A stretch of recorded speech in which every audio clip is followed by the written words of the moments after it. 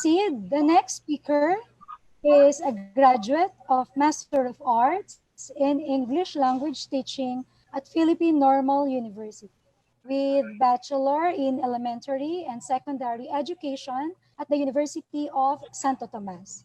A public servant for 27 years, serving at SDO Caloocan. Awarded as Outstanding Teacher of Caloocan in school year 2006. Outstanding School Paper Advisor of the Philippines, school year 2007. The Public School District Supervisor in charge of LRMDS, and to discuss parents as learning facilitators, let us all welcome Mr. Tommy R. Rico.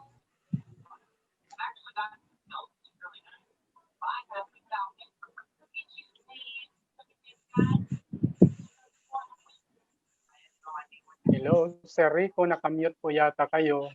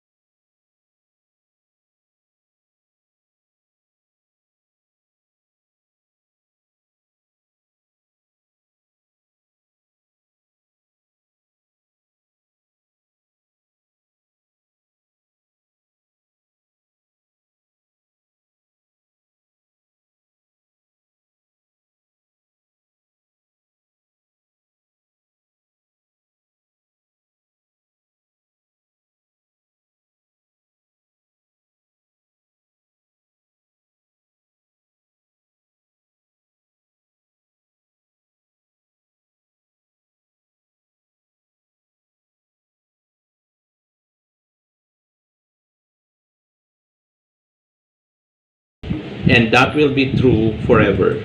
Now the question is, are our parents or guardians ready for change? The challenge of being teachers at home to our learners. This is where we educators will come in. We have the task of reminding, re-emphasizing, coaching, and even training our parents or guardians as teachers. Always remember that real education is the byproduct of teachers, referring to us, and parents or guardians' collaboration. The role of parents is indeed indispensable in this new normal. This new normal, siguro lahat tayo naninibago na ang bahay natin ang ginawa o gagawing paaralan. Dati kasi ang bahay o tahanan ay lugar kung saan tayo dapat magpahinga at magkaroon ng oras para sa sarili natin. Pero ngayon, gagawin natin itong venue ng ating pag-aaral. Both have good or bad effects and benefits to the learners. Dati kasi ang bahay ay lugar kung saan dapat mag-bonding o magkaroon ng kasiyahan ng pamilya. Pero ngayon, ang bahay ay lugar ng trabaho. At ang magulang ay inaasahang gagawin ang karagdagang trabaho na ito, ang maging tagapagdaloy ng kaalaman sa kanilang mga anak. Zeroing in, what are the roles and responsibilities of parents to the education of our learners? How will the parents become facilitators of learning, regardless of the medium used?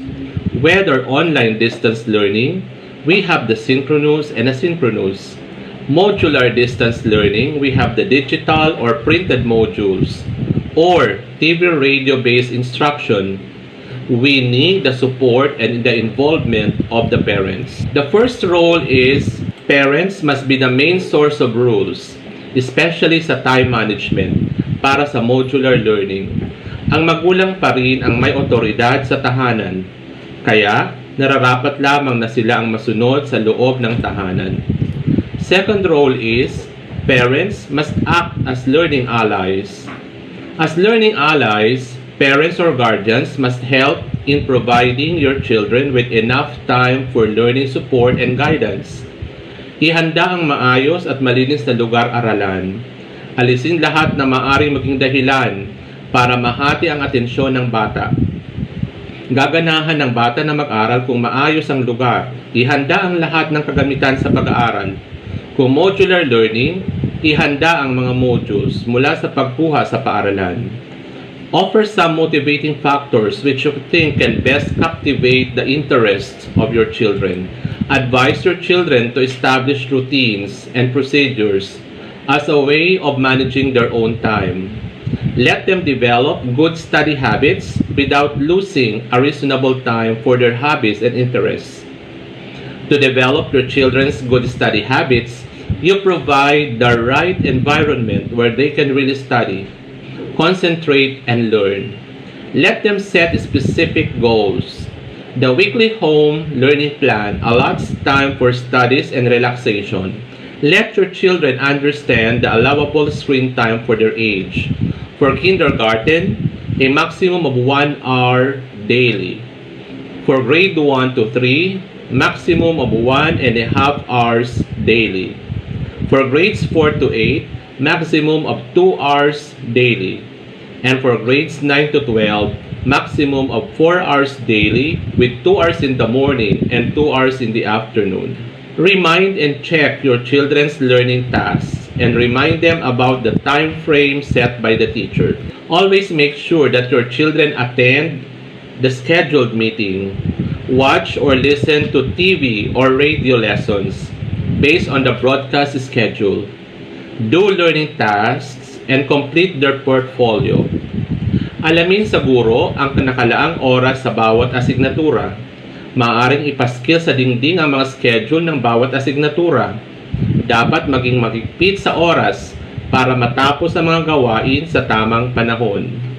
Pero, huwag ding kalimutan na maglaan ng ilang minutong pahinga. As learning allies, engage with your children by guiding them in their work. Parents help in explaining concepts and helping with homework. Be available when they have questions for their homework. Pero bago yan, dapat maging pamilyar ang magulang sa pagkakasunod-sunod ng mga bahagi ng module at aralin. Hindi kailangang sauluhin ang mga konsepto o aralin. Ang kailangan lang ay ialalay sa anak, lalo na sa mga lower levels. Tutukan ang pagbabasa at pagsusulat ng bata, lalo na sa kinder hanggang grade 3. Kapag gusto, may paraan. Kapag ayaw, maraming dahilan. Your involvement will greatly motivate them to achieve the quality education you also wanted for them. Nurturing starts with an open mind and heart. Be mindful of the feelings of your children. The way how your children learn depends on how you treat them. Teach them with a heart. Nurture your children's physical and socio-emotional well-being by constantly communicating and spending quality time with them. Encourage them to take adequate break time for rest and relaxation. During break time, they could listen to music, play guitar, watch their beautiful or favorite cartoon show or TV show, draw, sketch, or do coloring activities. Find out about your children's difficulties and anxieties. if any, and be able to address them with the help of their teacher. Celebrate small successes with your children, like being able to finish assigned tasks on time. Believe that your children can be independent learners and say this to them verbally. Remember that children live up to the expectations that we have for them. Let your children feel that you are there as guide. At the same time, teach them to take responsibility of their own learning. Maintain the trust between you and your children. Be careful with the words and actions you will have for them, because this might lead to your children's disappointments. As learning allies, parents or guardians must help in supporting your children by investing time and effort in conversing with them to know their strengths and weaknesses. Don't do the work for them directly.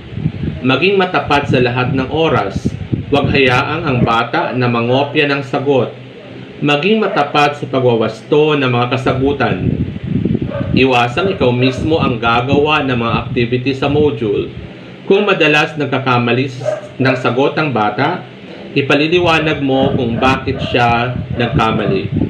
As learning allies, parents help in speaking with teachers.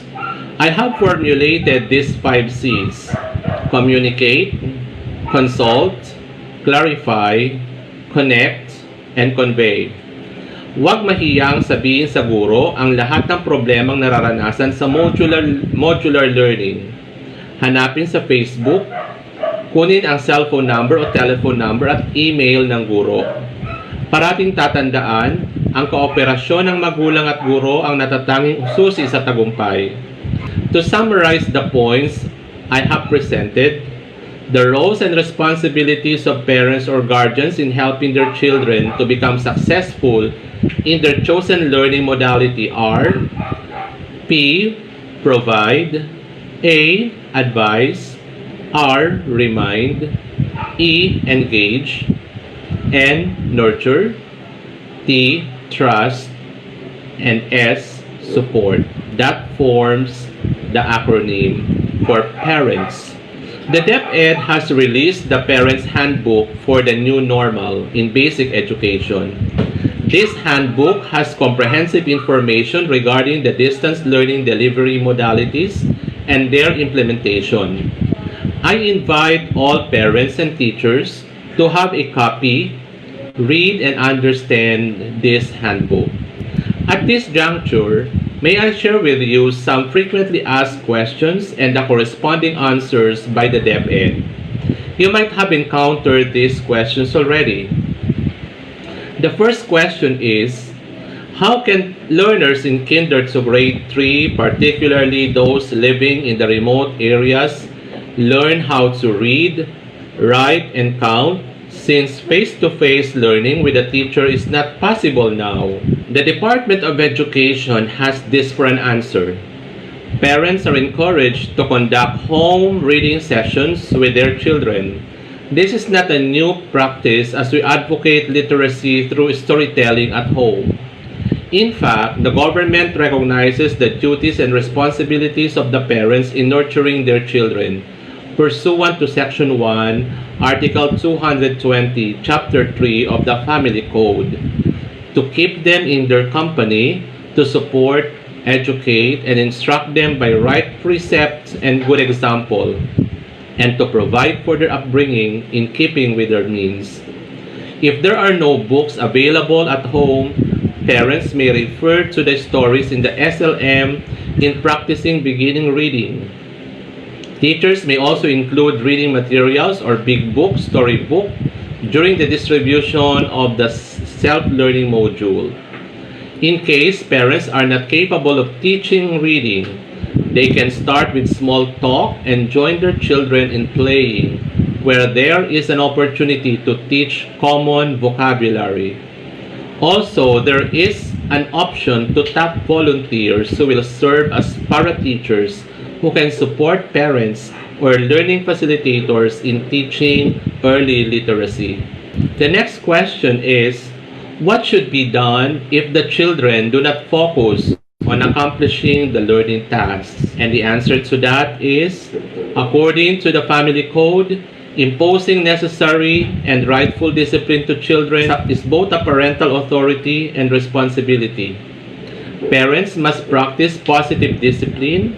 They can also request for advice from the teacher or the guidance counselor on how they can manage learning at home. The next question is, what if parents themselves cannot understand the lesson?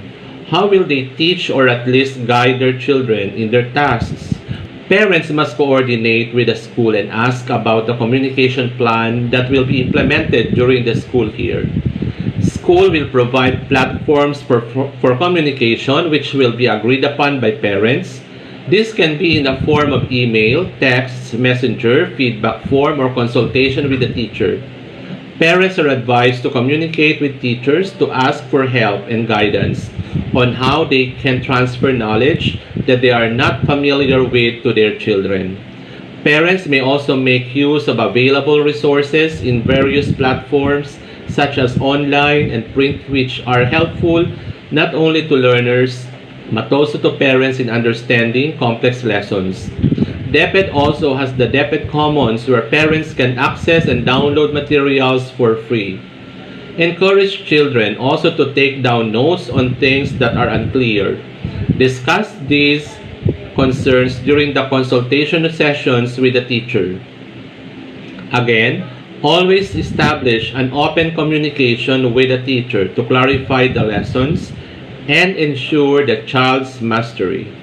Another question here is, how can parents work for the family's needs if they will be assisting their children with their lessons? The answer there is, teaching is a shared responsibility among home, school, and community.